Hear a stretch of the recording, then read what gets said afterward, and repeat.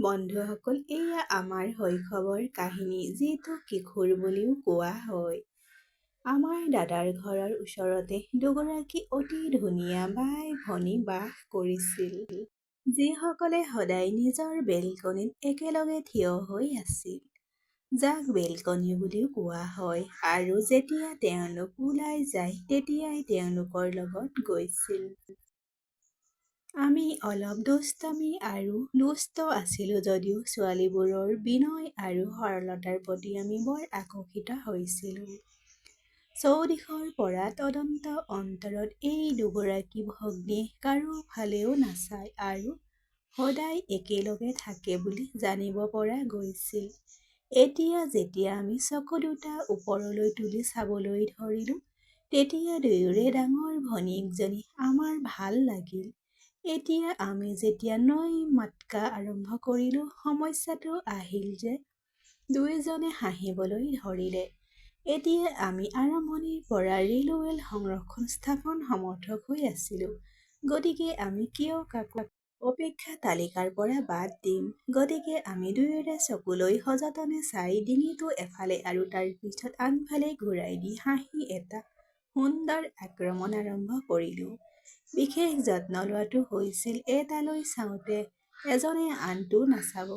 আৰু দুয়োজনে অনুভৱ কৰা উচিত যে তেওঁলোকে একেজন মানুহক চাই আছে। সেই সময়ত আমি বন্ধু-বান্ধৱীক কড নাম দিয়াটো ভাল পাইছিলো আৰু সুবিধাজনক বুলি পাইছিলো। গতিকে সেই ভগ্নীসকলকো কড নাম দিলো। আমি ডাঙৰজনৰ নাম ৰাণী আৰু সৰুজনৰ নাম চানী ৰাখিলো। এতিয়া আমি মাত্ৰ চকুৰ সংস্পৰ্শ কৰি ইজনে সিজনৰ লগত কথা পাতি আছিলো, যেতিয়া আমাৰ ভাল লগা ৰাণীৰ হাঁহিটোৱে আমাক ইংগিত দিবলৈ ধৰিলে যে তাই আমাৰ সংৰক্ষণ নীতিক চিনি পাইছে। এতিয়া আমি বেছি ৰিস্ক ল'ব নোৱাৰিলো, গতিকে আমি ৰাণীৰ পৰা চানীলৈ আমাৰ মনোযোগ স্থানান্তৰ কৰিলো। এদিন হঠাতে আমি খোজ কাঢ়ি গৈ থাকোতে গধূলি এটা ৰাস্তাত চাইকেল চলাই চানীয়ে আমাৰ ওচৰলৈ আহি ক'লে, "কি কথা ক'ব বিচাৰিছা কোৱা।" আমি বাকৰুদ্ধ হৈ পৰিলো আৰু এই কথা-বতৰাৰ আক্ৰমণৰ পৰা নিৰাপদ দূৰত্ব বজাই ৰাখি মই ক'লো, "মই কি ক'ব বিচাৰো নাজানেনে?"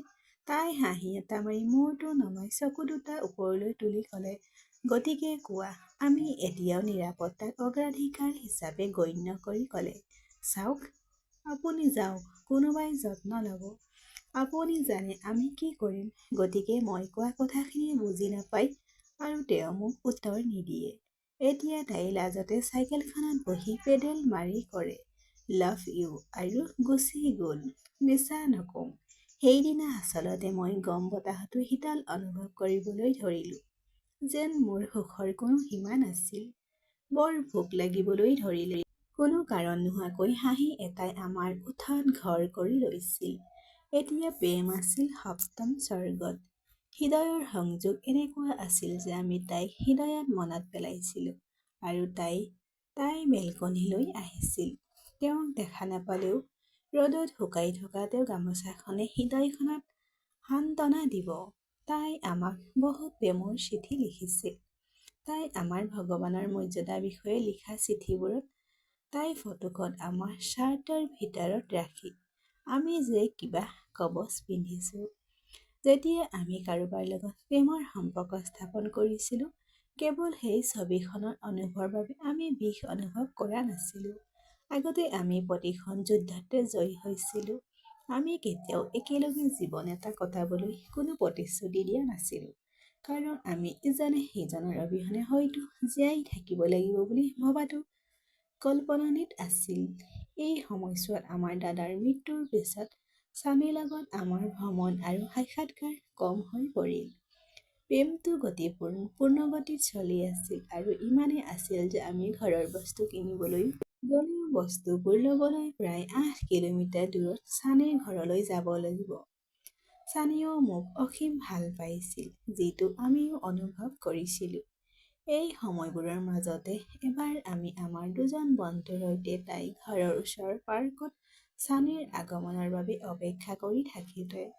সন্ধিয়া আন্ধাৰত তাই আমাৰ ওচৰলৈ আহি ক'লে, তোমাৰ লগত মোৰ কোনো সম্পৰ্ক নাই। মই মাত্ৰ বিচাৰি আহিছোঁ যে তুমি মোৰ ফটো আৰু চিঠিবোৰ মোলৈ ঘূৰাই দি মোৰ জীৱনৰ পৰা আঁতৰি যাবা। এতিয়া ইয়াক আমাৰ ইগ' বুলি কওক বা যিয়ে নকওক, আমি জানি সুধিব পৰা নাছিলোঁ যে তাই কিয় এনে কৰিছে। যদিও আমি তাইৰ মুখত লাজ লাগিলোঁ, লাজ দেখিলোঁ, কাৰণ তাই কোৱা কথাবোৰৰ আঁৰত তাইৰ কোনো কাৰণ নাছিল। তেওঁ যোৱাৰ পিছত আমি বন্ধুসকলক যাবলৈ ক'লোঁ আৰু একেখন পাৰ্কতে ঘণ্টাৰ পিছত ঘণ্টা চকুলো টুকি বহিলোঁ। পিছদিনা আমি সঁচাকৈয়ে তেওঁৰ সকলো চিঠি আৰু ফটো দিলোঁ। তাৰ পিছত তেওঁ ক'লে, শুনা, মোক ২,০০০ টকা ধাৰলৈ দিব পাৰিবা? আমি একো নোকোৱাকৈ তেওঁক সেই টকাখিনি দি বাইকখনত ষ্টাৰ্ট কৰি দিলোঁ। আমাৰ আৰ্দ্ৰ চকু দুটা চশমাৰ আঁৰত লুকুৱাই গ'ল। ইয়াৰ পিছত আমি কেতিয়াও সেই ৰাস্তাটোৰ ফালে পিছলৈ ঘূৰি নাচালোঁ। আমাক এনেদৰে প্ৰতাৰণা কৰা হৈছিল যে আমাৰ কোনো দোষ নাছিল আৰু আমাৰ দোষৰ কথাও কোৱা হোৱা নাছিল। আমাৰ ফালৰ পৰা বিশুদ্ধ প্ৰেম আছিল। আমি কেতিয়াও শাৰীৰিক সম্পৰ্কৰ কথাও ভবা নাছিলোঁ। তথাপিও যেতিয়া আমাৰ লগত এনেকুৱা হৈছিল, তেতিয়া আমাৰ বাবে অসহনীয় আছিল যদিও আমি সকলোৱে তাইক ভাল পোৱাৰ বাবে সহ্য কৰিছিলোঁ। আৰু তাইৰ সুখ বা সিদ্ধান্তৰ সন্মুখত কোনো যুক্তি দাঙি ধৰি নিজকে দুৰ্বল বুলি দেখুৱাব বিচৰা নাছিলোঁ। আমিও নিজকে সুৰক্ষিত কৰি ৰাখিছিলোঁ, কাৰণ আমি নিজতকৈও আমাৰ প্ৰথম প্ৰেম, আমাৰ মাৰ বাবে বেছি চিন্তা কৰিছিলোঁ। সেয়েহে আমি কেতিয়াও নিজৰ ক্ষতি কৰি মাক আঘাত দিয়াৰ অপৰাধ সংঘটিত কৰাৰ কথাও ভাবিব পৰা নাছিলোঁ। এতিয়া কাৰণ আমাৰ সঁচা প্ৰেম আছিল আৰু আমি কেতিয়াও জোৰজবস্তি ব্যৱহাৰ কৰা নাছিলোঁ বা প্ৰেমৰ সময়ত কোনো ভুল কৰা নাছিলোঁ। গতিকে আমি ধৈৰ্য ধৰিছিলোঁ যে যিয়ে নহওক আমি ভুল নহয় আৰু আমি কেতিয়াও আমাৰ প্ৰেমৰ বিষয়ে বেয়াকৈ নাভাবিলোঁ আৰু কেতিয়াও প্ৰেমৰ চিঠি বা ফটো দেখুৱাই আমাৰ প্ৰেমক বদনাম কৰা নাছিলোঁ। ভাল কাম কৰা অনুভৱে শান্তি দিবলৈ যথেষ্ট আছিল। যদিও আমাৰ প্ৰিয়জন নাছিল, আমাৰ মৰম তেতিয়াও আমাৰ হৃদয়ত আছিল আৰু ৬ বছৰ পাছত মই তাইক আকৌ হঠাতে লগ পালোঁ। তাই বিয়া হৈছিল। আমাৰ কথা বতৰা আকৌ আৰম্ভ হ'ল। কথা বতৰাৰ কাৰণ হ'ল তাই ধাৰলৈ দিয়া টকাখিনি ঘূৰাই দিব বিচাৰিছিল। আমি কথা পাতি থাকোঁতে তাই আকৌ এবাৰ আমাৰ প্ৰেমত পৰিল। তাই আমাৰ লগত কথা পাতি থাকিল। আমি বুজাই দিলোঁ যে এই সকলোবোৰ এতিয়া ভুল। তাৰ পিছত তাই ক'লে যে ঠিক আছে, একো ভুল নহ'ব। আমি বন্ধু হৈ থাকিব পাৰোঁ ঠিকেই। আমি হয় বুলি ক'লোঁ। কিন্তু তাই যে প্ৰেমত পৰিছে সেই কথা আমি জানিছিলোঁ। এদিন আমি লগ পালোঁ আৰু তাই আমাক ক'লে যে তাই সেই সময়ত বন্ধু ভায়েকৰ প্ৰেমত পৰাৰ বাবে আমাক এৰি থৈ গৈছে আৰু পিছলৈ তাই তাৰ লগত বহুত কষ্ট পাইছিল। তেওঁ ক'লে, তুমি এবাৰো পিছলৈ ঘূৰি চোৱা নাছিলা, মোক লগ কৰিবলৈ অহা নাছিলা, মোৰ বিষয়ে জানিবলৈ চেষ্টা কৰা নাছিলা। তোমাক মিছ কৰিছিলোঁ।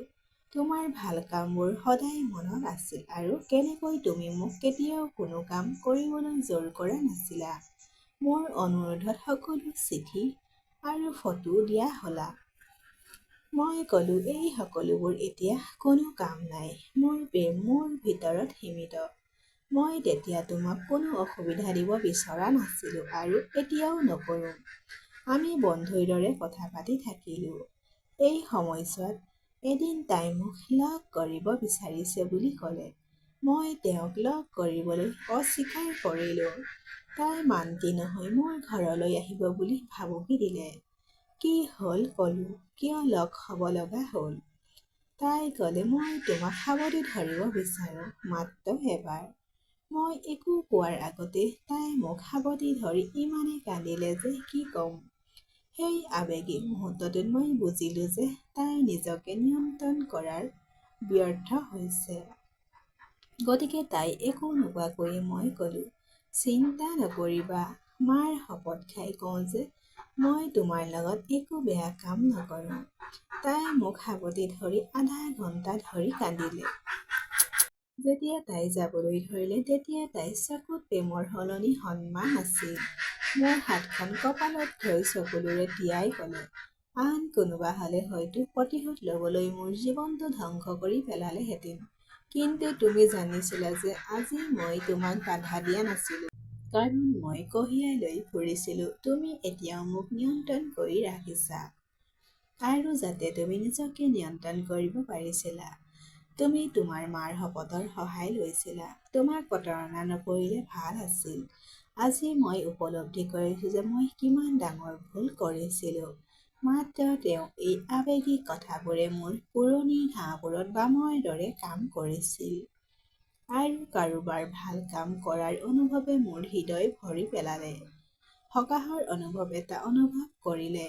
এতিয়া আমি সিদ্ধান্ত লৈছিলো যে আমি আৰু কেতিয়াও লগ নকৰো। কাৰণ আমাৰ লগ পোৱাটোৱে তেওঁৰ বিবাহিত জীৱনত নষ্ট কৰিব পাৰে। কেৱল ভাল বন্ধু হৈ থকাৰ প্ৰতিশ্ৰুতিৰে আমি বিদায় ল'লো। আৰু কেতিয়াও লগ পোৱা নাছিলো। এতিয়া যেতিয়াই তাইৰ অসুবিধা হয় তেতিয়াই ফোনত কথা পাতো আৰু এবাৰ তেওঁৰ ফোন নোহোৱা হ'লেই কথাটো শেষ হৈ যায়। এইটো ভাল।